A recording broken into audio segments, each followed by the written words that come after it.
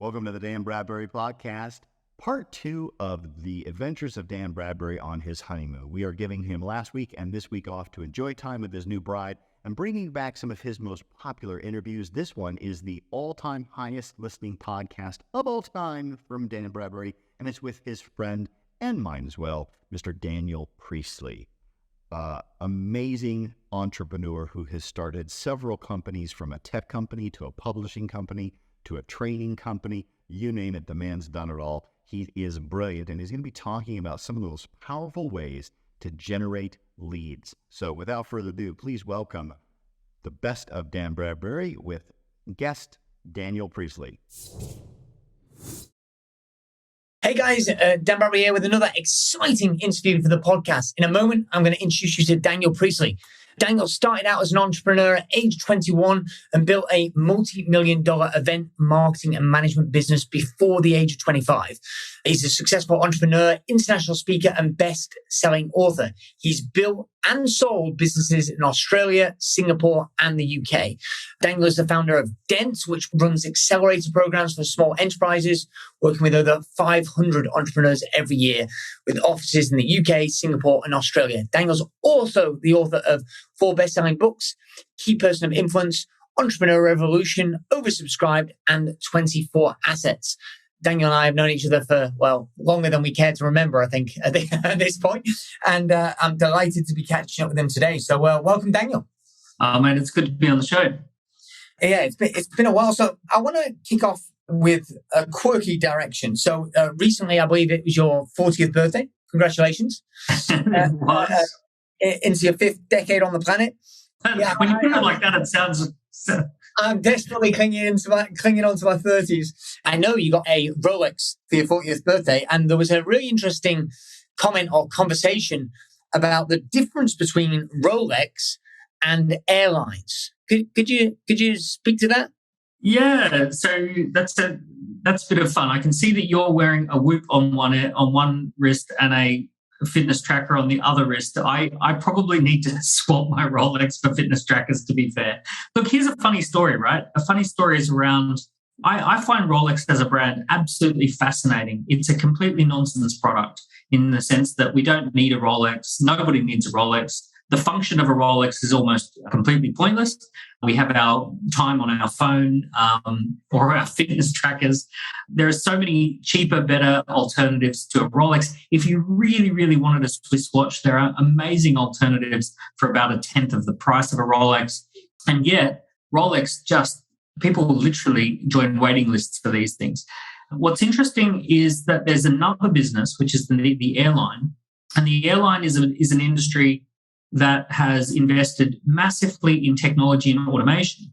And every single thing that you do with an airline, from buying the ticket through to checking in, through to literally 90% of the flight, is automated.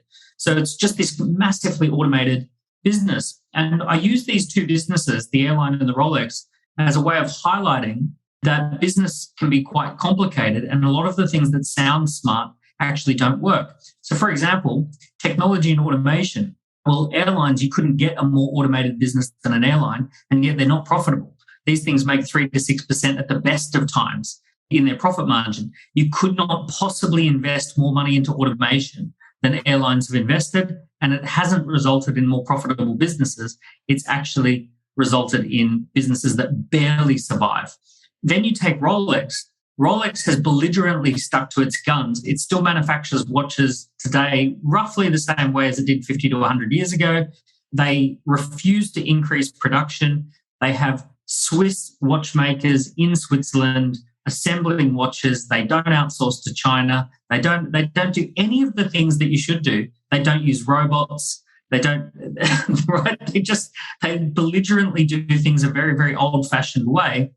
And actually, they're hugely profitable. Something like 70% of the purchase of a Rolex goes into somebody's pocket, whether it be the dealer or the Rolex itself. It's a wildly profitable business. So here's the funny thing, right? What is the difference between airlines and Rolexes? The difference is Rolex is oversubscribed. They have a massive waiting list. They have massively automated the demand generation side of the business. They have 15 million followers on Instagram. They have dealers everywhere in the world. They have lots of ways to promote the Rolex. They have the back page of every men's magazine that they take out. So they are brilliant at getting themselves massively oversubscribed, and they keep supply really tight, really, really low. Ridiculously limit supply compared to the amount of demand that there is, and that forces prices up. Airlines, on the other hand, are exceptional at automating the supply side of what they do, but they're not very good at automating the demand side of what they do. There's hardly any airlines in the world that have more than 1 million followers on Instagram. They're not very good at telling stories about why they're different. They're not really good at engaging people and engaging influencers to promote their brand or anything like that. So essentially, all of their automation goes into the supply side. And when supply increases and demand doesn't increase by more than that, then you end up with losses. So it's a very simple equation. If your business is oversubscribed, you make a profit. If your business is undersubscribed, if you have excess supply and limited and low demand, you make losses. And that's simple economics. Everything else is just noise. So I love wearing a Rolex simply because it reminds me of that message. It reminds me that everything else is just noise. You've got to stay oversubscribed. I love that, Dan. One of the things that I love about you, I mean, clearly anybody listening to this, if you haven't got a copy of the book Oversubscribe, you should get it. Fantastic book. Is I really admire and appreciate your thinking, and you're a really quality content producer. So when I don't really consume much social media at all, but when I see posts by you, I read it, because it's not only is there a well curated point of view, but it's also supported by data and facts and evidence to support it. It's not just a vague opinion. And so one of the things that I always look for you is periodically you come out with your opinions and thoughts about trends that you see that are coming. But not only do you give your opinion about the trend that you see coming, you give the data to back it up. So it kind of facilitates, we go back 10, 15 years prior to the global financial crisis. The world then is very different than the world today, let alone the COVID-19 pandemic. What is the trend? Where are we trending from? Where are we trending to? And what do you see as being the trends for the next decade ahead? Oh, fantastic. Big question. I love big questions. Leading up to the global financial crisis, we had the election of Barack Obama, and he literally took over, and then the world went to custard. And one of the things that I love to watch very closely is how presidents win elections. So when a president wins an election, you've got to recognize this is the Formula One of marketing. If you're interested in marketing and you want to watch the Formula One, the most fiercely contested, high-tech, winner-takes-all prize, it's the US presidential election. There is nothing more aggressive in the marketing world than that competition. So you always want to pay attention to this, this competition that's going on. So what you're looking for is there a theme to how the president won the election? Is there a theme to how they campaigned more successfully than their rival? Now, Barack Obama, he campaigned using social media and engagement, right? So it was a two-sided communication. Obama send messages out, people would send messages back, he would respond, he would follow people back on Twitter, respond to trends in real time and create YouTube videos that kind of responded to what people were saying. He engaged celebrities on social media. And I don't know if everyone can remember this, but there was this time leading up to that, maybe 2005, 2006, 2007, where everyone considered that social media was a waste of time and it was a toy and it just didn't really do anything for anyone. You had to justify. When you said spend some time on social media engaging with people, you had to talk for an hour and a half about why that was a good idea. People just didn't even accept the idea. Then Obama won the election and people, especially big businesses, they went, oh, now we get it, right? So suddenly all the biggest brands in the world, they go all in on social media. They copy the Obama strategy with, being across all the platforms. They put social media marketing managers in place. And basically the whole world shifts towards being a social media dominated business. Fast forward, as we get to today, the noise in the marketplace is unprecedented. There is a bottleneck that human brains have, right? So human brains, your brain, my brain, everyone's brain, has a limiting factor called the Dunbar number. The Dunbar number is basically the number of names and faces you can remember. It's the number of people that you can keep within your tribe. So the tribe number is 150 people. That's about the size of a working tribe, and it's never really shifted for 1,000 years. And you see this, there's huge research to back this up. There's the intimate family group, which is always at about 4 to 6 people. There's the friendship group, the close best friends group, which is about 15 people. Then there's the friendly group, which is the 50 people. And then there's the Dunbar number of 150, which is where we can manage complexity mentally. And then after that, you've got your acquaintances and you've got your names and faces that you recognize. So, like, for example, Harrison Ford, you go, oh, yeah, if I saw his face, I would know his name, but I don't know him, but he's in that kind of biggest circle. Now, in order to sell to somebody, you actually have to enter one of those spheres. You have to be connected to them as an acquaintance. You need to potentially even be part of their tribe, their top 150. And that is an investment of time and energy and connection and all of that sort of stuff. So essentially, in social media at the moment, what's happening is that the whole world is fighting to be as close as possible within your Dunbar number circles, right? This is the research, the spheres that you can name someone, the spheres that you would consider someone an acquaintance. People are fighting to be inside those circles. But it's a limited number. It doesn't expand. The human brain hasn't evolved in this way to remember much more than these, 1,500 people, tops. So we have a very limited number of people. So with everyone aggressively fighting to be in that Dunbar's number, we now have this, what most people relate to as noise. The human brain feels that it's getting bombarded with people trying to form a relationship. So the walls go up and starts blocking people out. And basically what people do is they form tribalistic tendencies. They cement down their tribe and they don't want to know about anyone outside of their tribe, right? So this is a huge implication of what's happening today. And this is why we see tribalist behavior and we also have a fragmented society because people's Dunbar's numbers are full of very different people, because we're all living in our own bubble. And our own bubble is actually dictated by this Dunbar's number. So if we look at the most recent presidential elections, Biden, hardly any engagement, like didn't do the whole social media thing the same way as Obama did. Trump, we know about Cambridge Analytica, huge amounts of data. So basically, how did these campaigns win? Well, they actually won behind the scenes through use of data. So what they did is to just coin it loosely in a way that most small businesses can relate to, it's called hyper-targeted marketing. Hyper-targeted marketing is a way of collecting enough data about you that I can cut through the noise and talk to you about something that's very interesting to you. So for example, I can see that you're wearing a Whoop on one arm and a fitness tracker on another arm, and I see that you've got Under Armour shirt on. So that's some data that I'm getting from you. I can see that you've got your books that you've written about, behind you. And if I sent you a message that said, this is a message for people who have written a book and also massively value fitness. If you value business, if you're an author, and if you value health and fitness, then you need to pay attention to this message.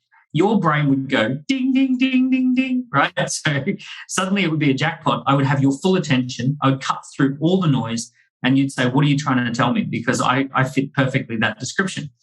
So the businesses that are now winning the game of marketing, they're not blasting people with media messages. They're not trying to just show up inside the Dunbar's number because that's a too contested game.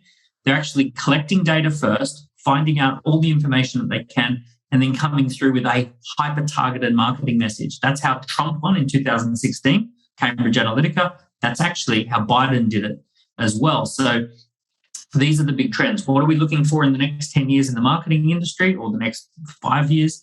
Is we're looking for hyper-targeted marketing.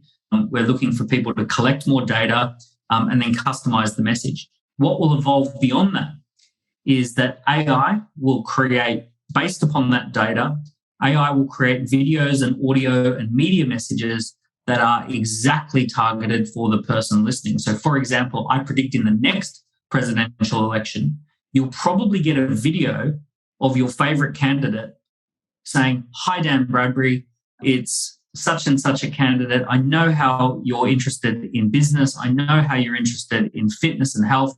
I want to give you some messages that relate to business and fitness and health today. And you'll actually see their face and their mouth moving, but it will actually be a deep fake video that's created just for you based upon the data that we know about you. So those are some of the trends. It's exciting and terrifying. Terrifying. All at the same time. I mean, it's funny, Dan, see how it's evolved. I know that with hyper-targeting marketing, I remember back in 2007-8, I won an international marketing competition and got a Porsche Cayman as the prize. And basically what won me the competition was I used to, back then, when people opted in for a free report, I'd ask them a series of questions. And depending on what questions they answered, so it's like, what's your motivation? So it was a life coach certification training program. What's your motivation for becoming a life coach? Is it to work from home? Is it to make more money? Is it to change the world?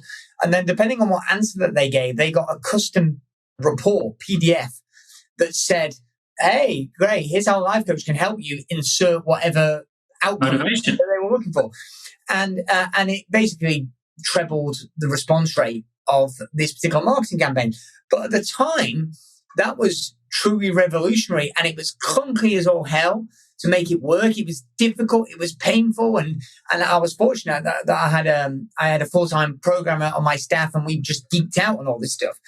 But just this morning, Dan, in fact, just before we spoke, I spoke with a business owner who's in a world of hurt right now because he feels that with the COVID-19 pandemic, the online world's got more saturated.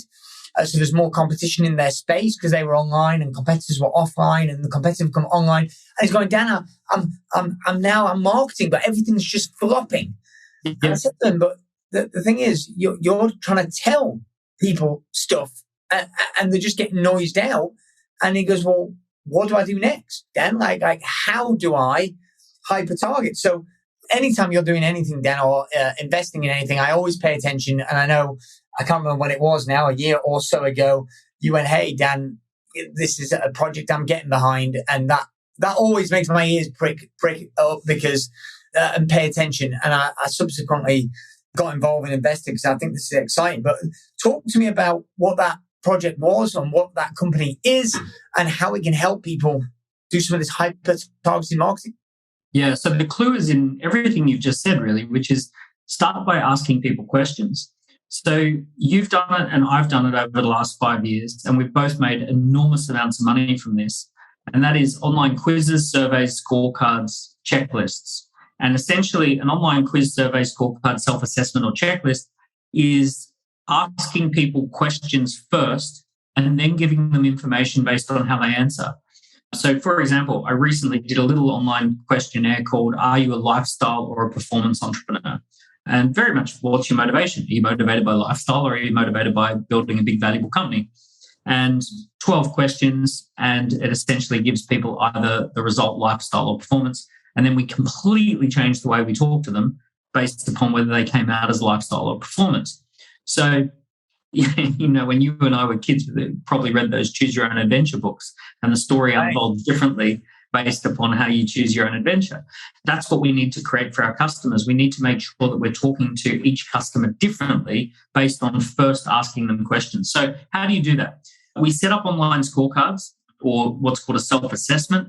So, for example, I've got the key person of influence scorecard, 40 questions. Are you a key person of influence in your industry, and how could you improve? I've got the 24 assets scorecard, which is, do you have 24 digital assets? And it gives you a traffic light system, red, yellow, or green for each of those 24 assets. I've got the campaign scorecard. And then I've got lots of little scorecard. Are you a long-term or a short-term thinker? Are you a lifestyle or a performance entrepreneur? So basically what we're doing is just sucking in data based on about 12 questions to 40 questions, and then communicating to people back based upon that data. The project that you're mentioning is called ScoreApp, and ScoreApp was the platform that's needed in order to rapidly create these self-assessments, crunch the data, export the data, and start using the data. So what we've done with ScoreApp is we've made it as easy as setting up a LinkedIn profile or a Facebook profile. If you've got the skills to set up a Facebook profile, you've got the skills to set up a scorecard. It's super ridiculously easy. You come up with some categories and some questions. put together a little bit of a landing page from a template and a results page from a template, and then you're ready to go. You've got yourself a scorecard. All that data starts coming in, and then you can start talking to people based on the data. You can email people different responses based on data. And now you're cutting through the noise because you're not broadcasting a solo message at people. You're actually having effectively a dialogue and an interaction with people. If you think about a salesperson, what's the first thing a salesperson has to do? Build rapport, ask lots of questions, try and understand you a little bit before making a recommendation. What does a low-performing salesperson do? Talk. Same message, same person. No customization or tailoring. What does a masterful expert salesperson do? Listen, and then make a recommendation. So if we want our online assets to work like a master salesperson, we have to get the data,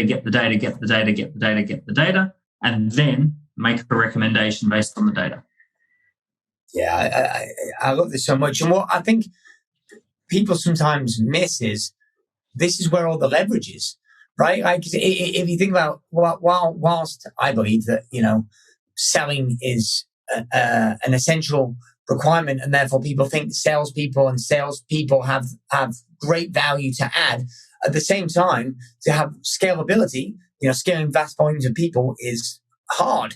Whereas if you can scale using technology, it can go exponential. And ultimately, having a way of asking questions and building your own adventure book, so to speak, gives you that data, then allows you to build rapport. I mean, people just thinking about it, Dan. I mean, it's been around for many years, but they just think of what gets most clicked on social media like Facebook. It's things like, oh, which Disney character are you, right? And then you're just going to go, all right, how do I apply this to my business? So many of the listeners to this podcast will have seen it been promoted over the year, my BPM scorecard, Business Profit Maximization, which is built as a scorecard off the back of my last book, Turnover is Vanity, Profit is Sanity. And you go to danbradbury.com if you're listening, and you can take that scorecard. And it's a 40-question scorecard to find which of the 10 areas your business is strong and weak at, and gives you customized recommendations based upon that.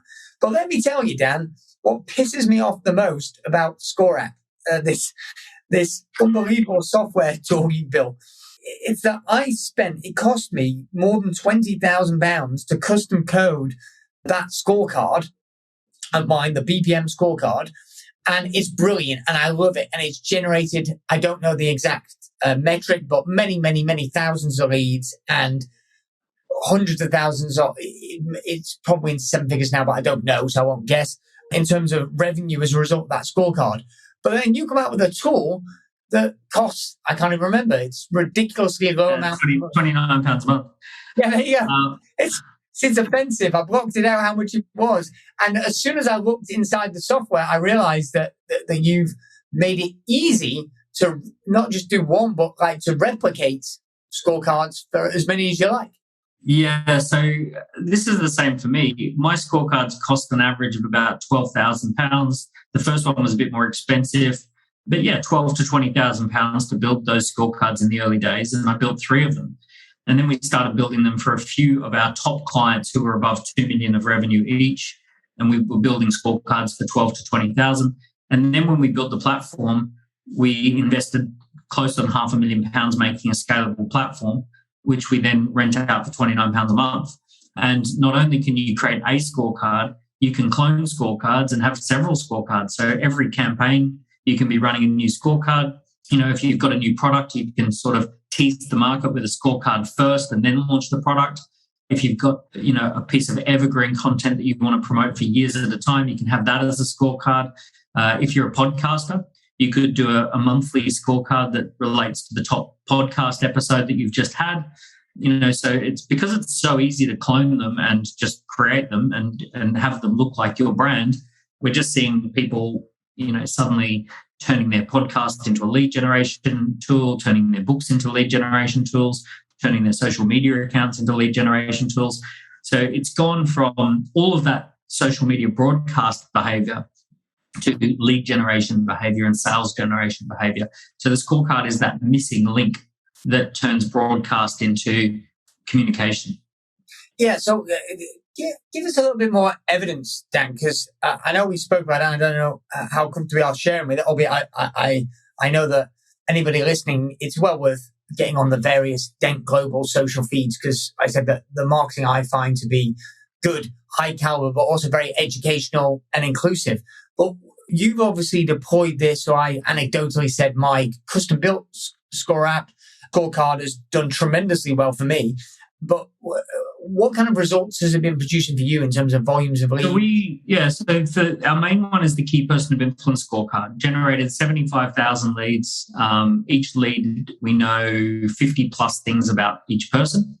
So there's 40 questions on the scorecard itself, but there's also the questions that you fill in just when you're, putting your name and your email and all that sort of stuff. Some of the questions relate to two things. So we get a incredibly clear picture about people. From the minute we see their scorecard results, we know so much about them. So the result of that was 75,000 leads and over £10 million worth of new business came in, and it was just a game changer. So before we had the scorecard, we just had to run big events. We had 500-person events. You know what it's like. On average, it's about £30,000 a day to put on a big event like that. With venue and audio, visual and staff and all of that sort of stuff. So we were doing one or two of those a month. So we're spending £60,000 a month on just putting on events. And then on top of that, there was filling the events. And it was just an enormously inefficient and expensive way to be able to build a relationship with people. As soon as we put the scorecards in place, everyone thinks we went quiet. Our business actually exploded. So our revenues have just gone up and up and up every year. People are like, oh, what happened to those big fancy events that you used to put on all the time? It's like, what, you must be doing it tough. It's like, no, quite the opposite, actually. We just don't need to do that anymore because we can cut through the noise with people much more efficiently. 100%. I had the same thing. Somebody said, what happened to you?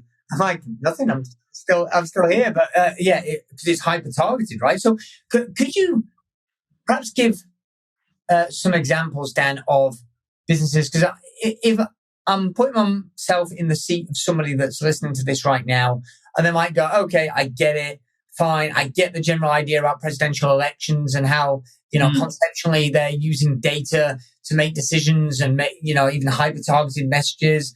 I get it. It's nice to be able to capture leads, building rapport, but how do I do it? Could you give any? So I'll give you some classic examples. Imagine a fitness trainer and they do a scorecard that measures people's mindset and willingness to change, their knowledge of how to change, and then their daily routines or their weekly routines.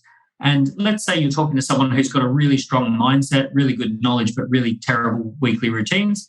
Then essentially as a fitness trainer, you say, look, you've got a great mindset, you've got great knowledge, but let's work on me holding you accountable to setting up a great routine. You talk to someone else who's got a really weak mindset, and the other two are pretty weak as well. Well, you have to start with the mindset. You need to say, look, we need to change your attitudes and beliefs about fitness in order for you to get this fitness result. Now, what's powerful is that you can start having that conversation in the first 3 minutes when you pick up the phone and talk to them. And you say, look, here's how you scored. What this tells me is that there's no point going and trying to change your routines because you don't even have the attitudes and beliefs that would support a fitness change.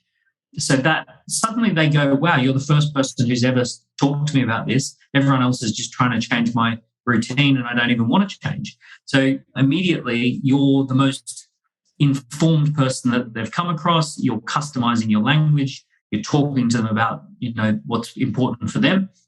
So that would be an example of how any fitness trainer could just use this strategy. If we were talking about a business coach or a consultant, same sort of thing. Start with a little mini scorecard for lead generation, 12 questions. Could be just a simple thing like sales health check or marketing health check. Is your team aligned around a vision? So you just have a quick little scorecard for lead generation. That's a conversation starter. And then what you do is you have a detailed scorecard of 100 questions, which is like a full audit of how they're performing.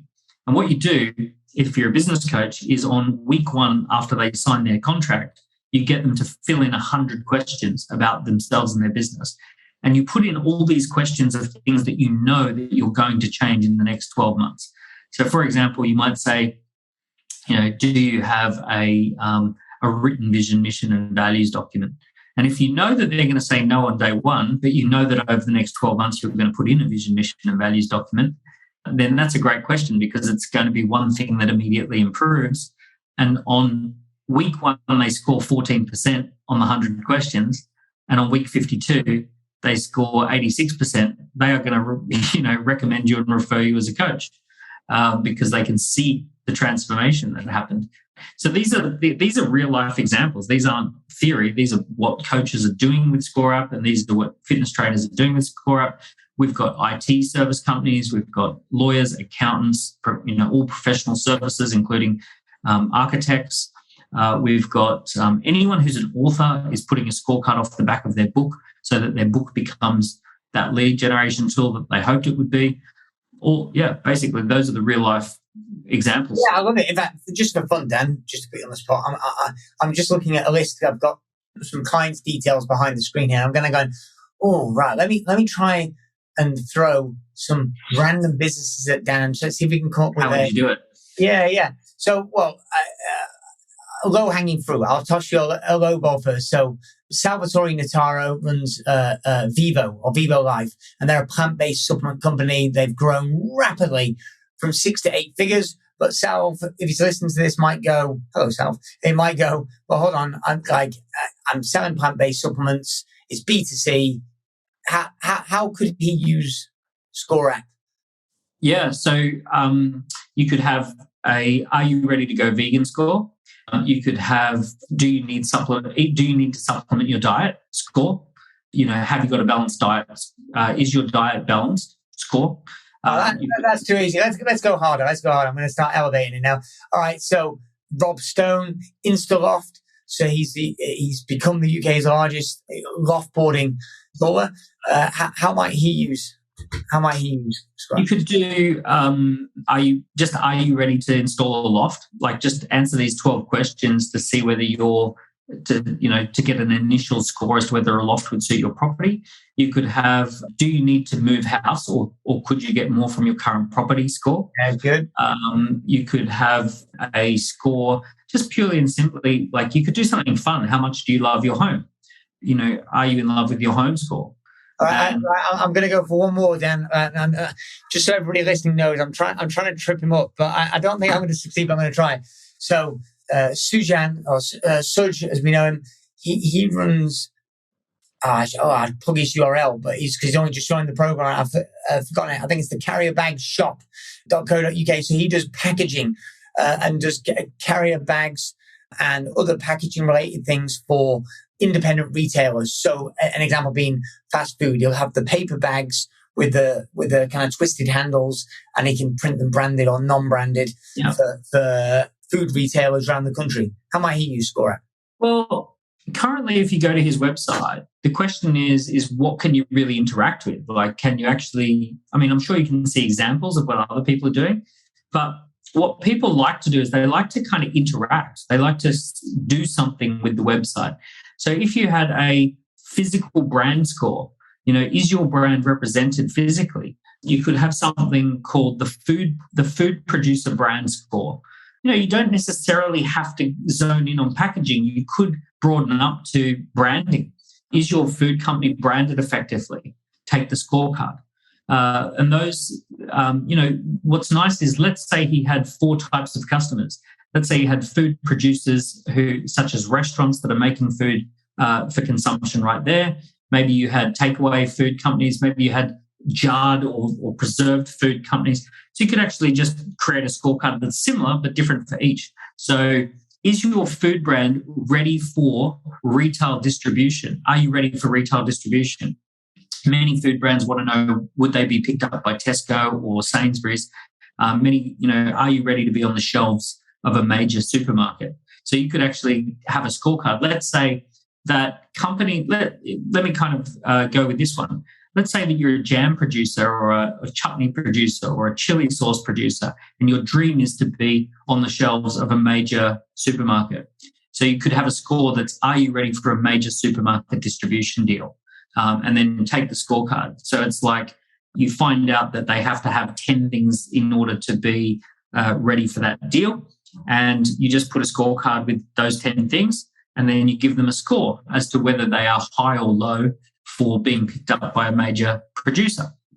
You could do it in partnership with an expert and have an expert opinion. You could do it in partnership with a buyer on behalf of Tesco. We asked several buyers at Tesco what they're looking for, take the scorecard and find out whether you meet their criteria. So that's going to engage people. People are going to want to take that to see whether their product is ready for that deal. I do love that. By the way, just so I get his domain right, I just checked. It's carrierbagsshop.co.uk, and you've done it really well, Dan. I really love it. I know Sudge's business, or just getting to know it, and that you're in many respects you hit it head on straight away, which shows that just if you start thinking, anybody listening, if you by the way, if you want to check out Score App, gone over to danbradbury.com/Score App and check it out. Get yourself an account, play around with it. I mean, because the risk is nothing, and the upside. Yeah, through that link, you'll get an extended free trial. Thank you. Yeah, and just to everybody, just have a go. Do an easy scorecard and play with it, and I think you'll be stunningly impressed by the results because. Like I said, we're in a data-driven world, and rather than sitting on the outside listening, going, "Oh, how do I do this?" or "It's difficult," because the beauty is, Dan, what I love about this, and Score App in particular, is it makes it so easy.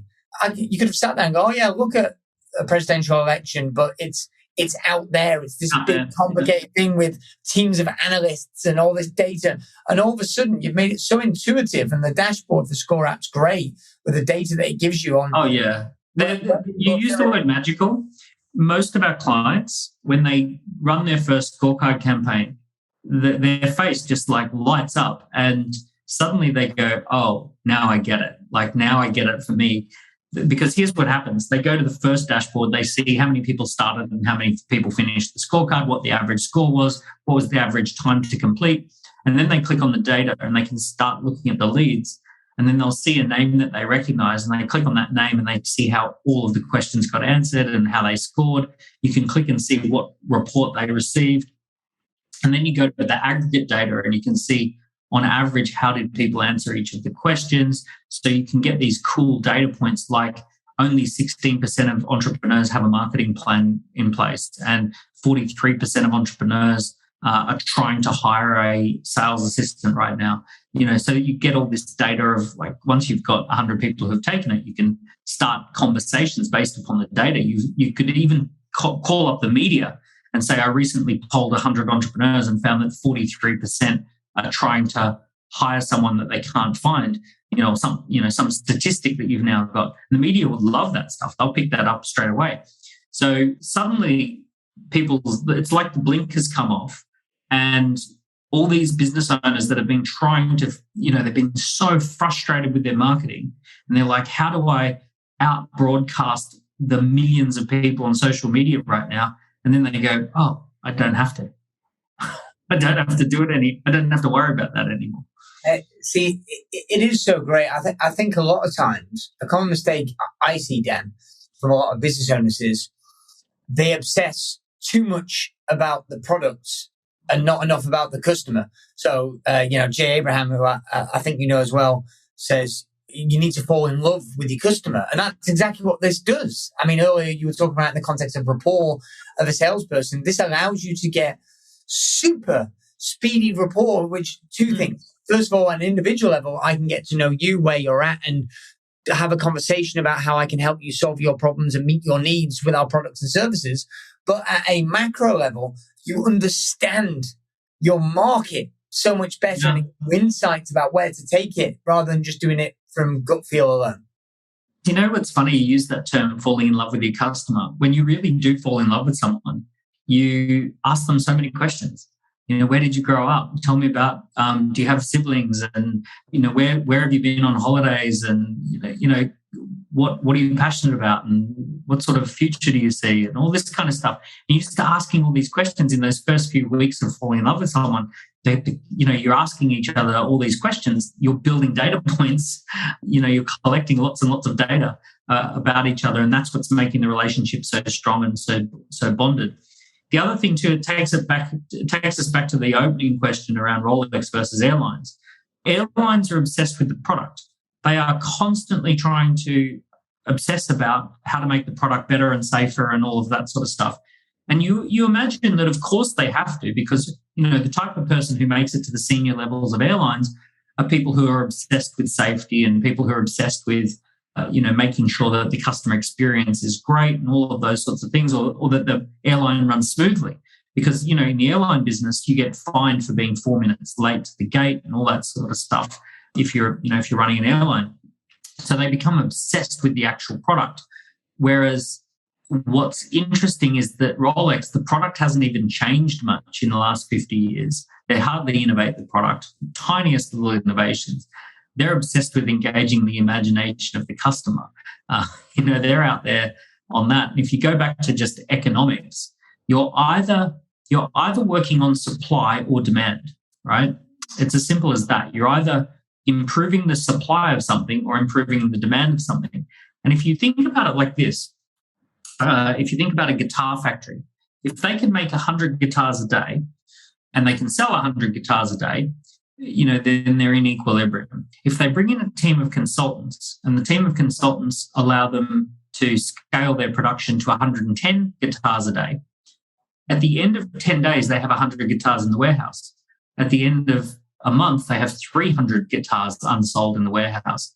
What are they going to do at the end of a month? They're going to put the guitars on sale. They're going to try and flog the guitars cheap to clear out the warehouse. Suddenly, by improving the production, by improving the way they run their business, they've actually begun the process of pulling the rug from under their own feet. If you then flip it and say that they still make 100 guitars a day, but every day they figure out how to fall in love with an extra 10 people. And now they have 110 people a day, every single day, wanting a guitar, but they only make 100 per day.